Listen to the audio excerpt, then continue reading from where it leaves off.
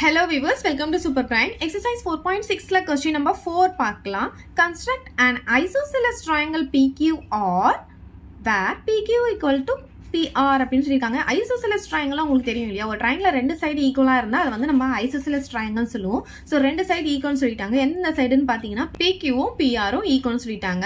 அதே மாதிரி Qவில் வந்து ஆங்கிள் கொடுத்துருக்காங்க 50 டிகிரின்னு சொல்லிட்டு. அதே மாதிரி நமக்கு QR வந்து 7 சென்டிமீட்டர் சொல்லியிருக்காங்க. ஒரு சைடு ஒரு ஆங்கிள் கொடுத்துருக்காங்க, அப்புறம் ரெண்டு சைடு வந்து ஈக்குவல் அப்படின்னு சொல்லியிருக்காங்க. இதை வச்சு நம்ம என்ன பண்ணணும், ஃபர்ஸ்ட் வந்து ஒரு ட்ரையாங்கிளை வந்து கன்ஸ்ட்ரக்ட் பண்ணணும், அதுக்கப்புறமா சர்க்கிளை ட்ரா பண்ணணும். ஸோ ஃபர்ஸ்ட் வந்து நம்ம என்ன பண்ணலாம்னா ரஃப் டயக்ராம் வந்து ட்ரா பண்ணிக்கலாம். நமக்கு வந்து ஐசோசெலஸ் ட்ரையாங்கிள் சொல்லியிருக்காங்க இல்லையா? ரெண்டு சைடு ஈக்குவலா இருக்க மாதிரி ஒரு ட்ரையாங்கிளை முதல்ல வந்து டிரா பண்ணிக்கலாம். ஸோ இந்த சைடும் ஈக்குவலா இருக்க மாதிரி வரைஞ்சிக்கலாம். அப்புறம் பேஸ் லைன் டிரா பண்ணிக்கலாம். இங்க பாத்தீங்கன்னா நமக்கு ஒரே ஒரு சைடு தான் கொடுத்துருக்காங்க. QR வந்து 7 சென்டிமீட்டர். அதை தான் நம்ம வந்து பேஸ் லைனா எடுக்க முடியும். அப்ப நம்ம இங்க தான் வந்து Qவும் இங்க R போட முடியும். ஓகேவா? இது பேஸ் லைனா எடுக்கணும். அதனால இங்க வந்து 7 சென்டிமீட்டர் போட்டுக்கலாம். அப்ப இங்க என்ன நேம் கொடுக்கணும் அப்படின்னு பாத்தீங்கன்னா P தான். PQR எப்பவுமே ஆன்டி கிளாக் வைஸ் தான் நம்ம நேம் கொடுக்கணும். ஸோ இங்க PQR அப்படின்னு நமக்கு வந்துடும்.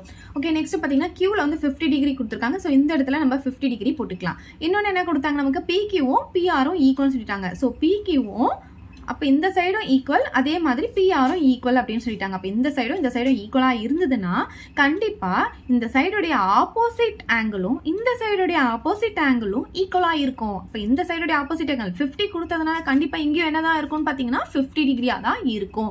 எப்பவுமே ரெண்டு சைடு ஈக்குவலாக இருந்ததுன்னா அதோடைய ஆப்போசிட் சைடில் இருக்கிற ஆங்கிள் வந்து ஈக்குவலாக இருக்கும். ஸோ இந்த சைடுடைய ஆப்போசிட் சைடு இது, இந்த சைடுடைய ஆப்போசிட் சைடு இது. இதுக்கு 50 கொடுத்ததுனால கண்டிப்பாக இங்கேயும் என்னதான் இருக்கும், 50 தான் இருக்கும். ஓகே, இப்போ இதை வச்சு நம்ம வந்து முதல்ல ஒரு ட்ரையாங்கிளை கன்ஸ்ட்ரக்ட் பண்ணிடலாம். பேஸ் லைன் வந்து நமக்கு 7 சென்டிமீட்டர் கொடுத்துருக்காங்க. ஸோ 7 சென்டிமீட்டருக்கு ஒரு லைன் செக்மெண்ட்டை முதல்ல நம்ம வந்து ட்ரா பண்ணிக்கலாம்.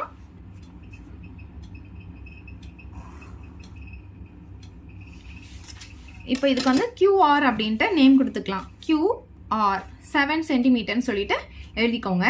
ஓகே, நெக்ஸ்ட் நம்ம என்ன எடுக்கணும்னு பார்த்தீங்கன்னா 50 டிகிரி எடுக்க போகிறோம். ஸோ இங்கேயும் ஒரு 50 டிகிரி எடுக்கணும், அதே மாதிரி ஆர்லையும் 50 டிகிரி எடுக்க போகிறோம். இது ரெண்டும் இன்டர்செக்ட் ஆகிற இடம் தான் நமக்கு PR கிடைக்கும்.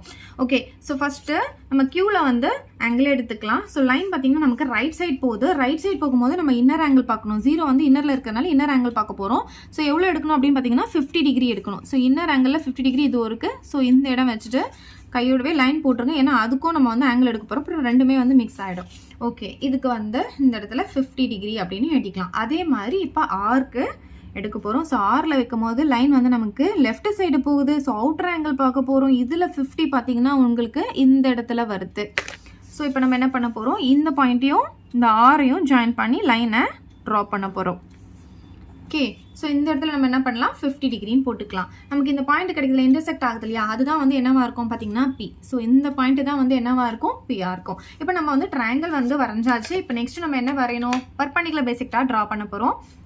ஸோ பர்பெண்டிகுலர் பைசெக்டார் எப்படி ட்ரா பண்ணணும், இந்த சைடு எடுத்துக்கலாம். ஸோ இதுக்கு மோர் தென் ½ எடுக்க போகிறோம். ஸோ மோர் தென் ½ அப்படின்னு சொல்லும் போது பாதிக்கு மேலே, ஸோ இங்கே பாதிக்கு மேலே நான் எடுத்துட்டு மேலே ஒரு ஆர்க்கை ட்ரா பண்ணிவிட்டேன், அதே மாதிரி கீழே ஒரு ஆர்க் ட்ரா பண்ணிவிட்டேன். இது அப்படியே ஆரில் ப்ளேஸ் பண்ணிவிட்டு மேலே ஒரு ஆர்க்கு கீழே ஒரு ஆர்க்கு.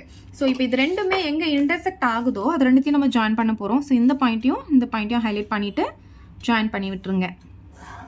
அவ்வளோதான், ஒரு பர்பெண்டிகுலர் பைசெக்டார் வரைஞ்சாச்சு. இப்போ இந்த சைடுக்கு வந்து இன்னொரு பர்பெண்டிகுலர் பைசெக்டார் ட்ரா பண்ணலாம் PRக்கு. ஸோ மோர் தென் ½ எடுத்துக்கிறேன். எடுத்துட்டு மேலே ஒரு ஆர்க்கு கீழே ஒரு ஆர்க்கு. அதே மாதிரி இந்த சைடு வச்சுட்டு இந்த சைடு ஒரு ஆர்க்கு, இந்த சைடு ஒரு ஆர்க்கு. அவ்வளோதான். இப்போ என்ன பண்ணலாம், இந்த ரெண்டு பாயிண்ட்டையும் ஹைலைட் பண்ணிவிட்டு இது ரெண்டுத்தையும் ஜாயின் பண்ணிக்கலாம். இப்போ ரெண்டு பர்பெண்டிகுலர் பைசெக்டாரும் எங்கே மீட் பண்ணுது அப்படின்னு பாருங்க. இந்த இடத்துல மீட் பண்ணுதா?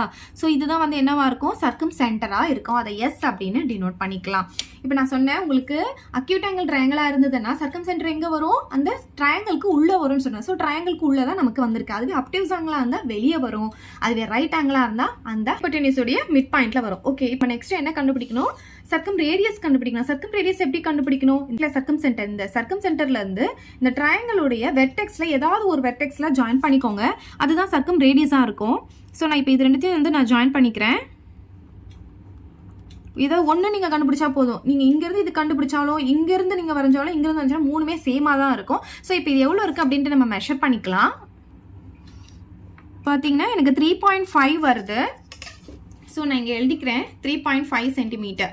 ஓகே, இப்போ இந்த சர்க்கம் ரேடியஸ் கண்டுபிடிச்சிருக்கோம் இல்லையா, அதில் வந்து நம்ம என்ன பண்ண போகிறோம்னா இந்த காம்பஸை ப்ளேஸ் பண்ண போகிறேன். பாருங்கள், சர்க்கம் ரேடியஸ் கண்டுபிடிச்சோம் இல்லையா, இதுதான் சர்க்கம் ரேடியஸ். இந்த நம்ம இப்போ டாட்டர் லைன் போட்டோம் இல்லையா, அதுதான் சர்க்கம் ரேடியஸ். அதில் வந்து நான் என்ன பண்ணிட்டேன், காம்பஸை ப்ளேஸ் பண்ணிட்டேன். இப்போ இதை அப்படியே வச்சுட்டு ஒரு சர்க்கிளை ட்ரா பண்ண போகிறேன். இப்போ நம்ம வரைகிற சர்க்கிள் எப்படி வரணும்னா எல்லா வெர்டெக்ஸையும் வந்து டச் பண்ணுற மாதிரி இருக்கணும். அதாவது எல்லா வெர்டெக்ஸில் 3 வெர்டெக்ஸ் இருக்கு இல்லையா, அந்த 3 வெர்டெக்ஸையும் டச் பண்ணி வரணும். அப்படி வந்தால் தான் நீங்கள் வரைஞ்சது கரெக்டு. ஸோ நமக்கு கரெக்டாக வந்திருக்கு. ஸோ இதுதான் வந்து சர்க்கிள் அப்படின்னு சொல்லுவோம். ஓகே, இப்போ நம்ம ஸ்டெப்ஸ் பார்க்கலாம். Step 1. Draw the triangle PQR with the given measurements. Step 2. Construct the perpendicular bisector at any two sides QR and PQ and let them meet at S, which is the circumcenter. Step 3. S as center and SP equal to SQ equal to SR as radius. Draw the circumcircle to passes through P, Q and R. Circum radius equal to 3.5 centimeter. இந்த video உங்களுக்கு பிடிச்சா like பண்ணுங்க, share பண்ணுங்க. இது வரைக்கும் நம்ம சேனலை subscribe பண்ணாதவங்க சப்ஸ்கிரைப் பண்ணிடுங்க. மறக்காம பக்கத்துல இருக்க பெல் பட்டனையும் பிரஸ் பண்ணிடுங்க.